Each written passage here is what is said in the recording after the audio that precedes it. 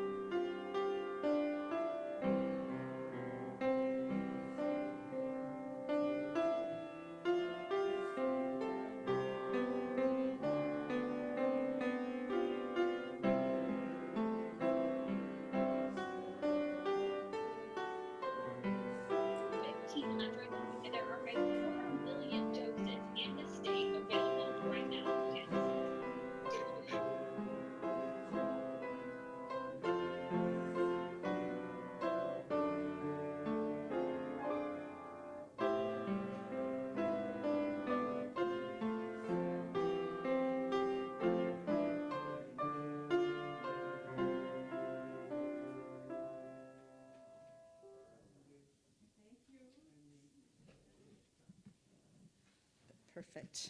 Alrighty. Were there any other announcements before I interrupted? Went into the music. I guess not. Okay. Is there any prayer requests for anybody here at this time?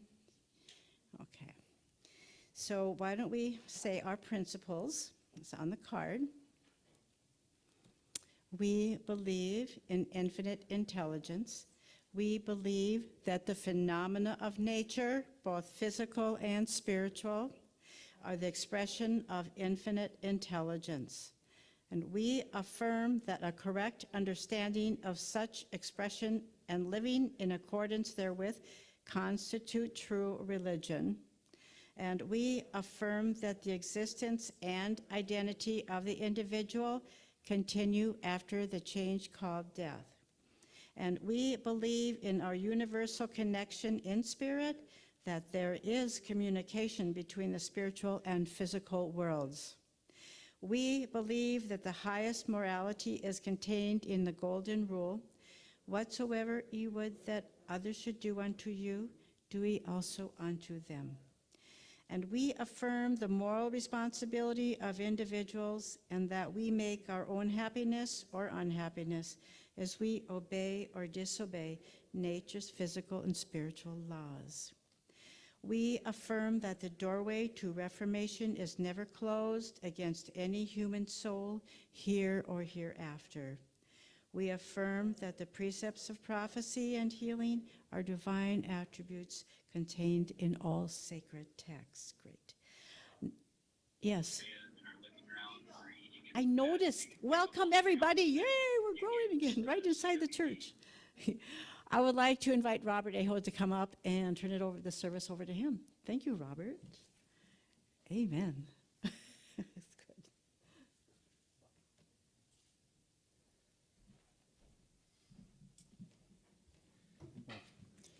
Thank you so much. And I'm very honored to be here, and what a joyful occasion to see so many people. This is really amazing.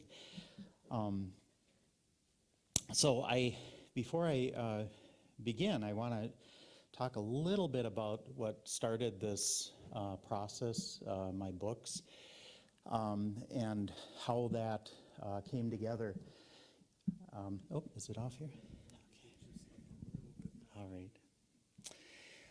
So in 2016, I had a near-death experience, and it was what you would call sort of the full death experience without actually dying completely.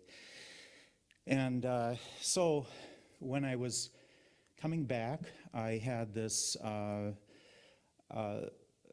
this very strong desire to communicate with people about what reality we face when we die. And so first I wrote this book here, Timeless Luminosity. That's meant to inspire people to awaken. That's the main point. I talk a little bit about there's a couple chapters about what my near-death experience was about, and then there was 112 poems that I wrote. I made the decision early on in this. I had to decide how am I going to talk about this? What language should I use? You know, what's the vocabulary that I use? Because when you die, when you go into the light, or when you become the light, that was my case, there's no way to explain that. You're beyond concept, you're beyond understanding and belief.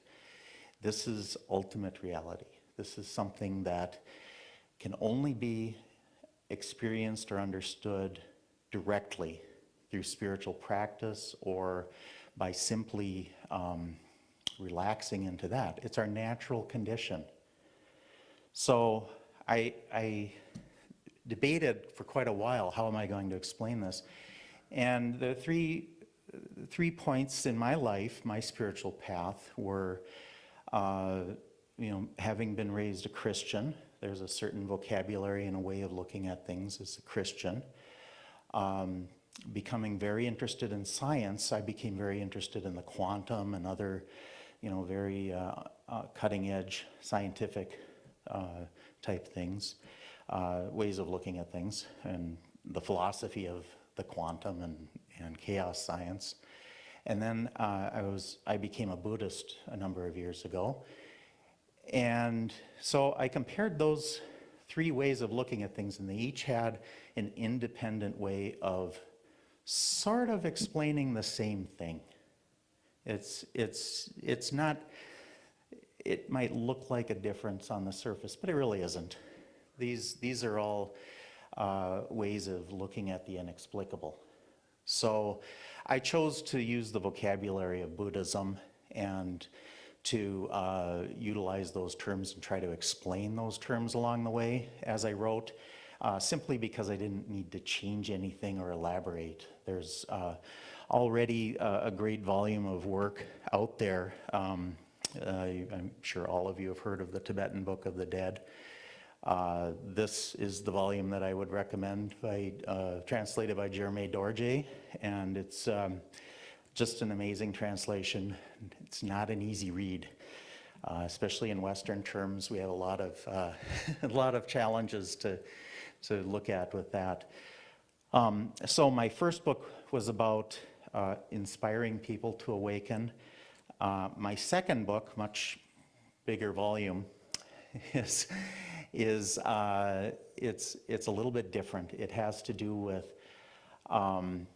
giving you confidence in your spiritual practice, and I really tried to emphasize the importance of protecting your spiritual practice as the most precious thing there is, and not, each one of you has your own spiritual practice. There are no two spiritual practices that are identical. And so protecting that is so very important, but also practicing spiritually where you are, honestly, extremely important. And, like what we just got done saying, the statement of, what is it called, this statement of intent? Statement of intent? Declaration. And so that, after reading that, I've been here a few times, but I know I've come to the right place to talk about this sort of thing in this way, because you obviously would understand that there is an importance of celebrating your own place in the cosmos, your own brightness, your own light, your own way of expressing yourself and being a spiritual being. So this is The Frog, a spiritual autobiography spanning many lifetimes.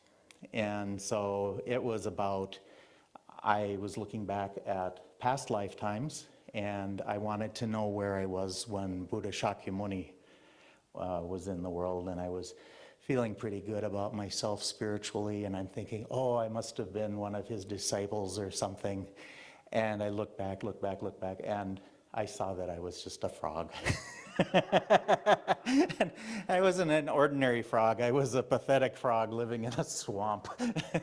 So that was good, and that's why that should give you a lot of confidence in your own spiritual practice, and that there's a lot of humor in this book. So that's why I wrote those two and the vocabulary behind them. So in 2016, and I'll try not to get long-winded here, I had a near-death experience as part of a heart procedure. And so I was in the operating room and getting placed under anesthesia, and I knew there was a chance I could die, and I wasn't worried about it. I was very at ease, very relaxed, and so the procedure started, and I waved goodbye. And I felt there's a chance I might die. Well, instantaneously, I became that light, or the Buddhist term is Dharmakaya, or God, or the source. I no longer existed. I was that. I became that light. And it was in a condition of what I call timeless luminosity. And it was for an eternity. There was no time. So it was literally an eternity. And I was at ease in that. There was no sense of self. I didn't even have any memory of who this self was. I was just that. And that's our ultimate condition. That's who we actually all are. So when I started to come back into my life, I noticed a little bit of color, a little bit of something moving, something in that field of light. And so coming back wasn't actually traveling outside of that field of light.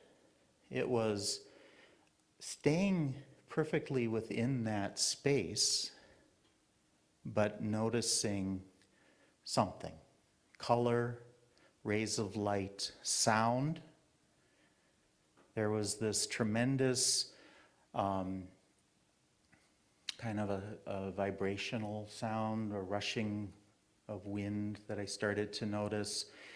This colors weren't just like a color standing still. It was like turbulence. It was swirling. It was, well, this painting that I did here, I tried to paint it, and it was, normally I can just paint, but this one was how do I paint that? And I wanted to paint it to show sort of this full experience. So I could have just done a white canvas. That would have been fully representational of what it is. But when I started to notice these colors, then I started to remember that I was a person at one time. Just vague memory, long time ago. This just a distant memory. And so this is where consciousness arrives. This is in Buddhism, it's referred to as the Sambhogakaya field. This is rays of light and sound.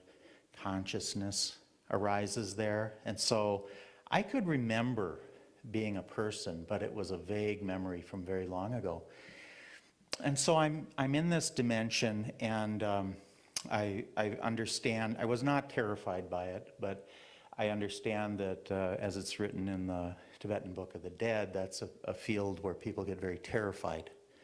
So it's because it's immense. It's so much larger than our universe. It's just this incredibly vast field. And so I was in that field, and I started to remember not only the person I was, but my spiritual practice. So my spiritual practice sort of, at that point, sort of helped me to reconstruct this person that I am here.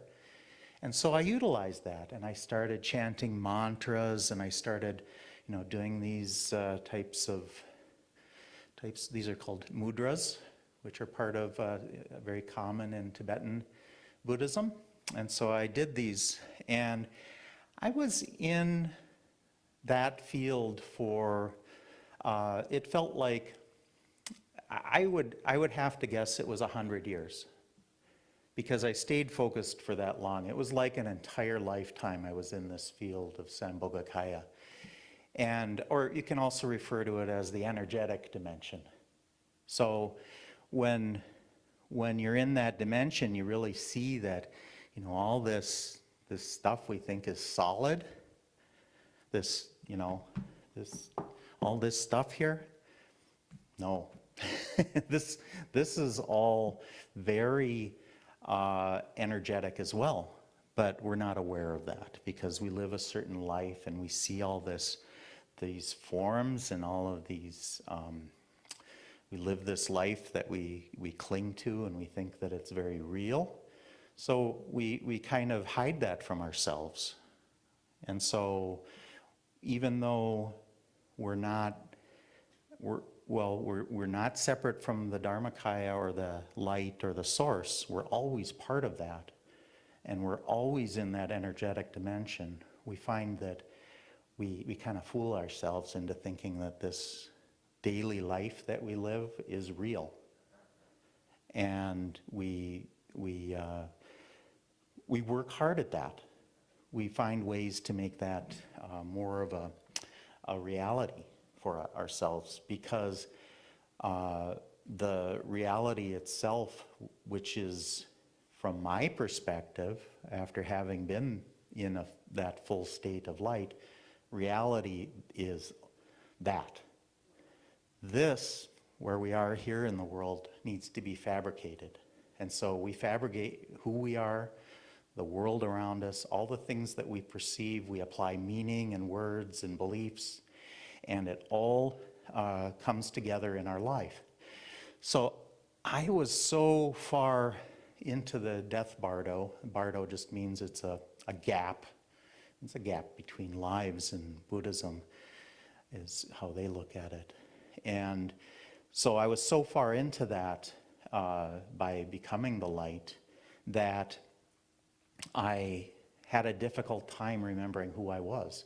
So I needed that. I needed 100 years of mantras and memories and motion and sound, and that started to bring it back together. And so here I am, and I see this little dot in the distance, and it's in the lower right corner on here. Just you probably can't see it from any one of your seats. It's such a small dot. That's how small the universe is, from this infinite vast light to this much smaller place, this energetic dimension, to that tiny dot that is the known universe. And all the multiverses, all the parallel universes, all of that. So in coming back, I was aware of all of that, and I could feel the life, throughout the cosmos. I could feel this entire energetic dimension sort of creating that consciousness for all beings. And so I made that effort to go into that tiny point. And somewhere in that was another very tiny point, which was this person here. And so after all that time, I started to realize that, I'm right here. I'm close to my body now, and I could hear people moving around and talking, and I wasn't in my body yet. It was at this point, it was more like an out-of-body experience. And so I was getting very close to that entity that I remembered I'd been. And I remember, okay, now I can feel my hands are moving. I'm kind of doing these mudras. And I did mudras that I don't even know. I must have only known them from past lives, because I can't remember exactly what I did. But it was very obvious in that state of mind. And so coming back, I could hear the people scurrying about. I could tell they were really worried. I could hear the hospital equipment. I could hear voices. And then as I was just about to come into my body, and I'm kind of moving my hands a little bit and muttering, I could hear my own voice a little bit. I could hear one of the nurses said, "Well, what is he doing? And what is that all about?" And another nurse said, "Oh, I think he must be a Buddhist or something." And right at that moment, I popped into my body and I started to laugh, and I said, "You could be right." everybody just started laughing, and there were, I don't know how many people there were surrounding me. They were, they were pretty worked up because I had flatlined, and I had only flatlined for 5 minutes. All that happened in eternity, 100 years, all that was compressed into only 5 minutes. And then I saw my doctor, my heart doctor, and he's standing there, and he's just got sweat pouring down his face. And I said, "Hey, can we do that again?" And laughter erupted again. It was just like everybody, they couldn't believe it. They'd never seen that before. And so there I was, and I got better, and I still had some issues, but I had this. The whole purpose of being back was I needed to write about that. I needed to communicate. That's what brought me back. So I felt very strongly when I was in the Sambhogakaya dimension that I need to write about this. I need to help people. I need to bring this to the world. And I also thought, oh, but it's going to be so hard. It's going to take so much effort, and I don't know if it's going to help or not, But I said, oh, just push through that and do it. And so I made sure that I came back, and so I'm here today to talk to you. 2 books later, and I'm working on a 3rd book right now that has also to do a little more in detail about the death bardo. So let's see, where are we at? I would like to read a poem from my book, and what's all this stuff? Okay. So this is poem number 16 in my book, Timeless Luminosity. Whoops, what happened here? There we go. Luminosity unchanging, beyond ordinary understanding, beyond that which we talk about, where there is no where, beyond bright white, beyond our understanding of brightness. We are not separate from that immeasurable, infinite presence, that knowing, that unfathomable knowing, that beyond time, beyond light, beyond wisdom. We are timeless luminosity. So this book is you and all of us. So, I would, let's see. All right, well, I would like to do a little bit of a spiritual practice with all of you. I think we have enough time to do that. Yes, okay. These are spiritual practices that I learned from Namkhai Norbu Rinpoche, who was my root teacher. Now, I had 9 teachers in all of the schools of Tibetan Buddhism and 1 in Soto Zen. And so I had a tremendous amount of benefit from all of them. I would not say do what I did. I would say do what's right for you. This was right for me.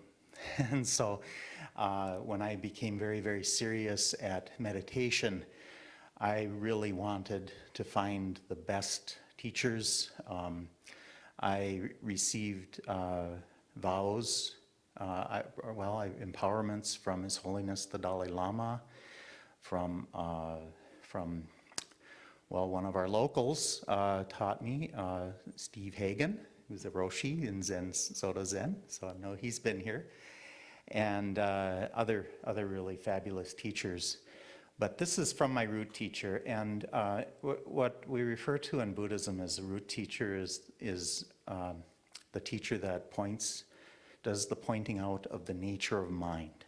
And so he was a Dzogchen master, famous throughout the world. He was a professor of Oriental studies and religion in Italy.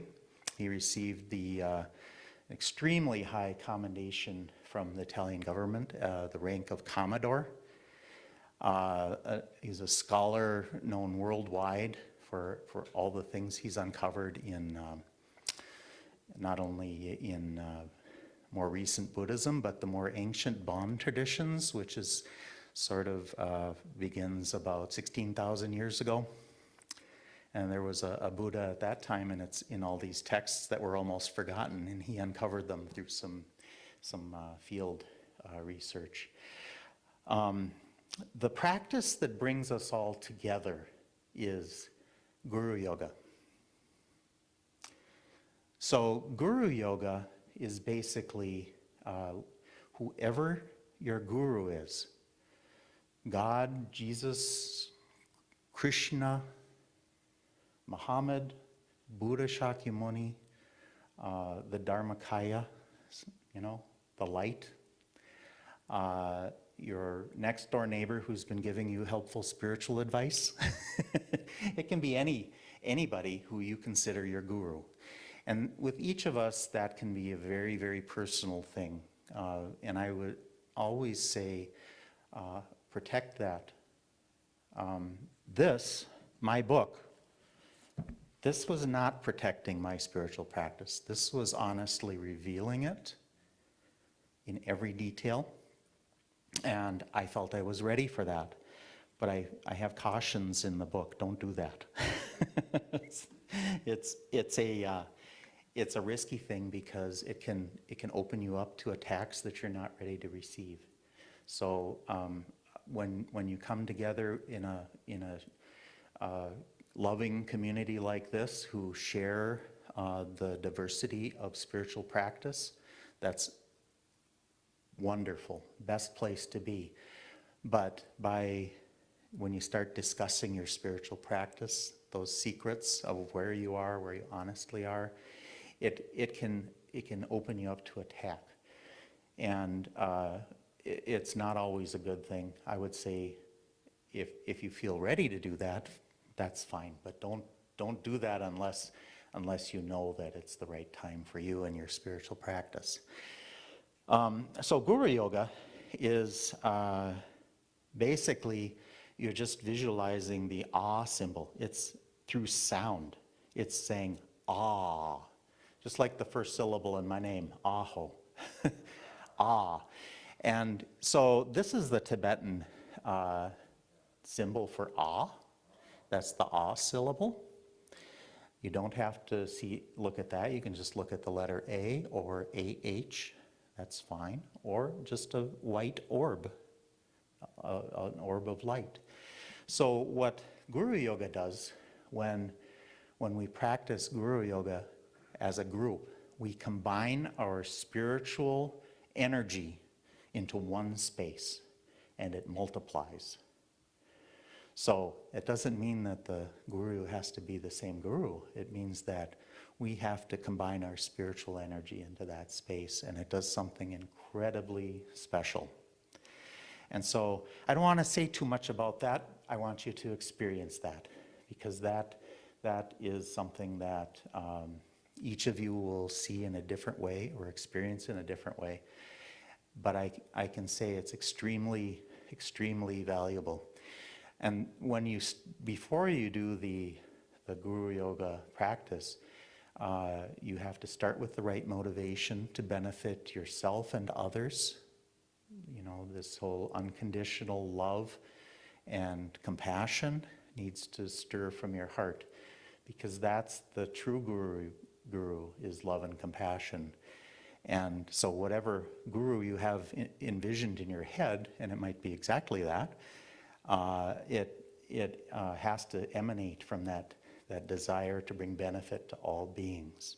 So this symbol here is set in rainbow light, and so this is a representation of Guru Yoga in the energetic dimension. So that's the sound. That's the sound that brings to action in our consciousness this union with your guru. So you and your guru become one, and we as a community of practitioners become one through that sound. So no elaboration is necessary. The second part of the practice that I want to do is to sing the Song of the Vajra.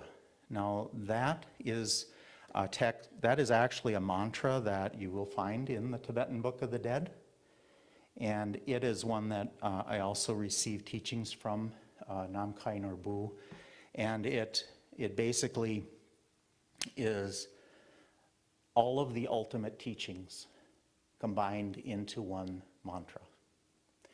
And so when we say ultimate teachings, that means the teachings that we can't actually articulate, because the concepts and the beliefs and the ideas and the theories and the philosophies, that all sort of breaks it down. So it's to be experienced directly. The importance of this mantra is not understanding the words, it's hearing the sound. The sound will unite us in that practice, so that we've all got that, we all become a part of that space, that energetic dimension. So the the Guru Yoga, that's the Dharmakaya, that's the light. We become one with the source, or the light, or God, whatever word you want to use. It's that indescribableness beyond time, beyond space, beyond ideas. And then at the end I sing a dedication prayer that just basically seals the merit for all of us. Now, one thing about the Song of the Vajra is it's said that wherever it is sung, from that time forward, that space will be surrounded by wisdom beings, by protectors. It will bring blessings to that location forever. Innumerable wisdom beings. The dakinis, if you know what that term is, that's wisdom, female wisdom beings, who are often referred to as being the carriers of wisdom into spiritual places, and the ultimate healers and helpers in your spiritual path. So it's very sacred, very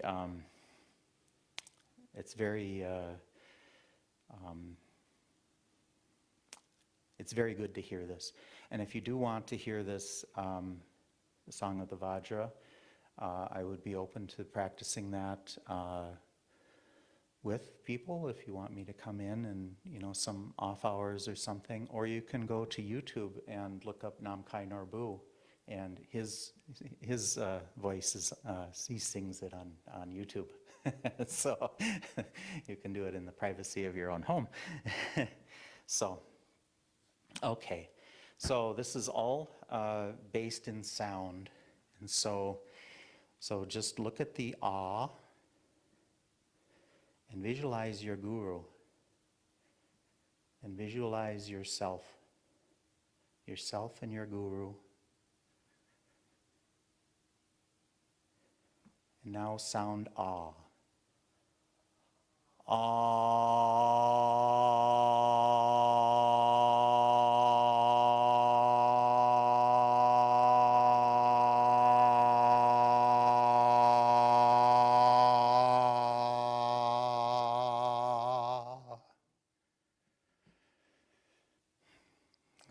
Okay.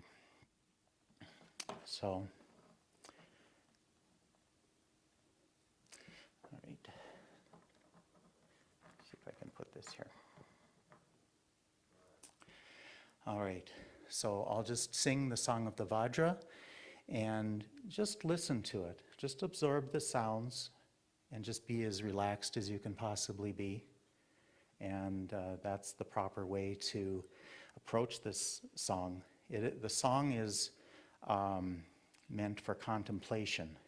So it's something that, as one of Namkhai Norbu's students, I've practice it every day. And so I sang it this morning already, and I'll sing it again. So, excuse me. Ema kiri kiri ma Stavali Vali Samita Suru Suru Kutali Masu Masu Ekara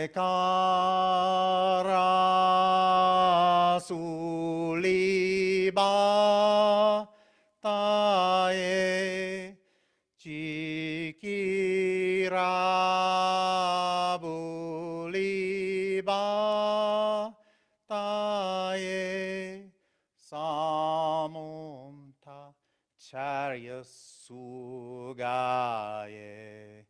Beta sana biekulaye sakari dukana matari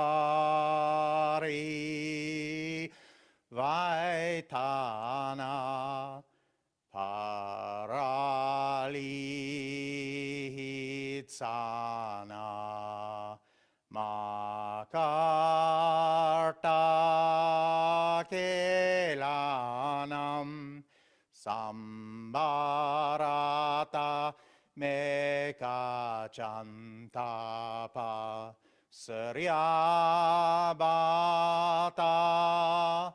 Raipa Shanapa Rana Bidi Sagura Lapa Masmien Sagu Lita Yapa Gura Gura Saga Karnalam Nara Nara Ita Patalam Sirna Sirna Besaras Palam Bunda Bunda Chisha Sakelam Sasari Ri Li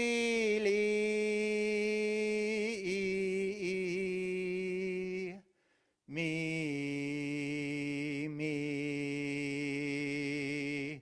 Ra Ra Ra.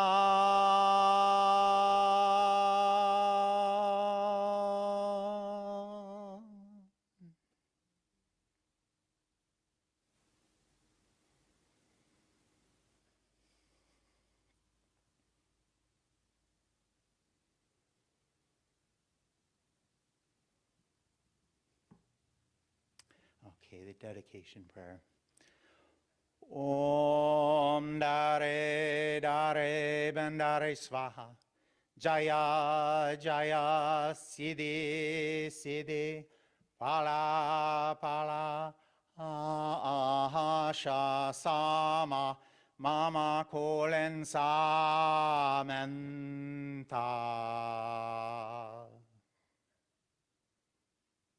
Thank you. Samanta Bhadra, those last syllables, Samanta, Samanta Bhadra, that's another word for Dharmakaya or God or the source or the ultimate or the light. So that's the dedication prayer in Sanskrit, and the song of the Vajra is in the language of Oriana, which is no longer used, but it's in sort of northwestern India, Pakistan, up in the mountains in that area. So very sacred lands where Padmasambhava came from, who is known as Guru Rinpoche. So thank you very much.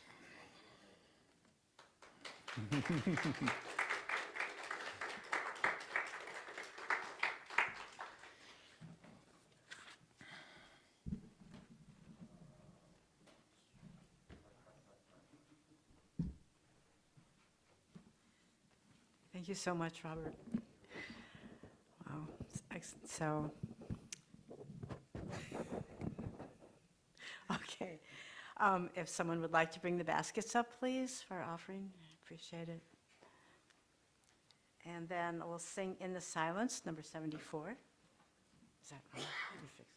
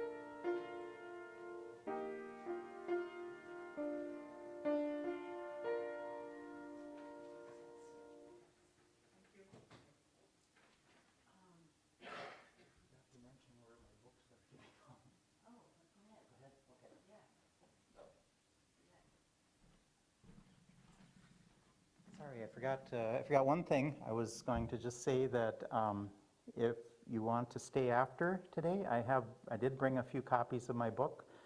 If you want to do, we can do a book signing, or you can also find them on Amazon. So I just wanted to mention that because I know that question always comes up at every one of my talks. So thank you.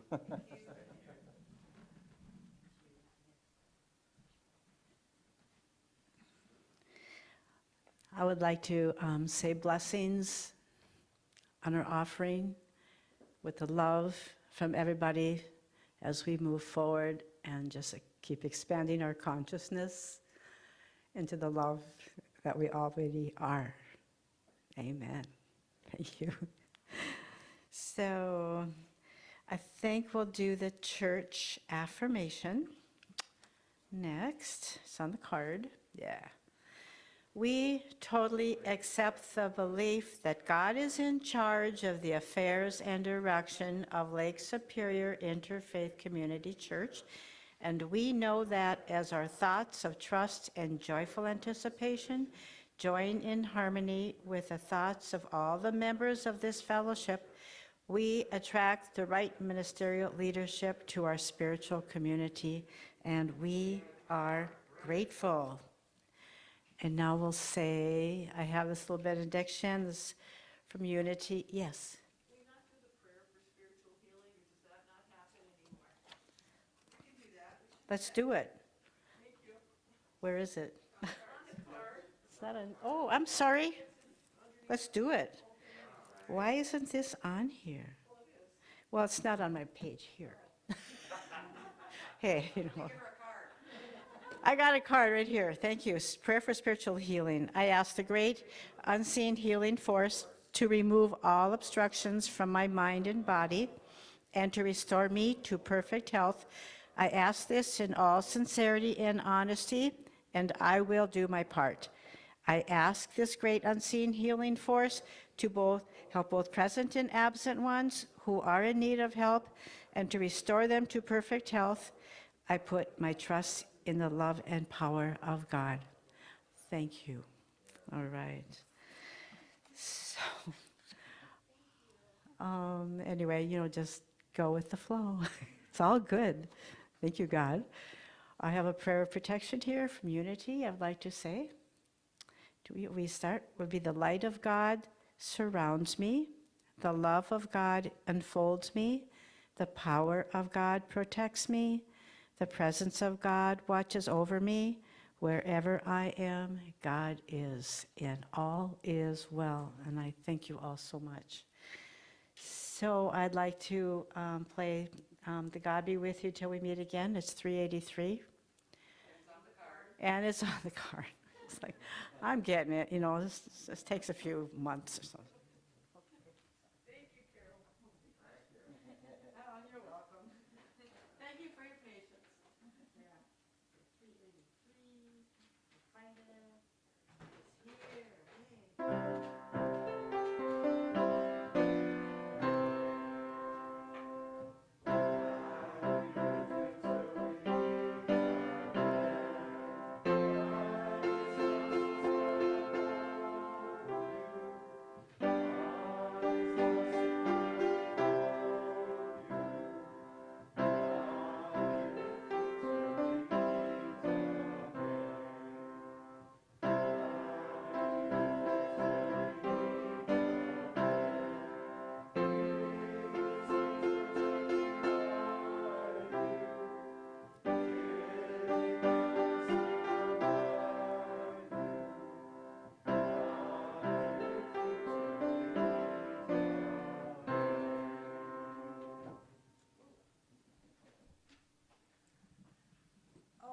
Thank you, everyone. Thank you for everyone who's here, and we're growing. I love it. If you'd like to go downstairs for a bit, it's just fine, whatever, for chat or up here. But until we meet again next week. Thank you, everyone. Thank you. All right.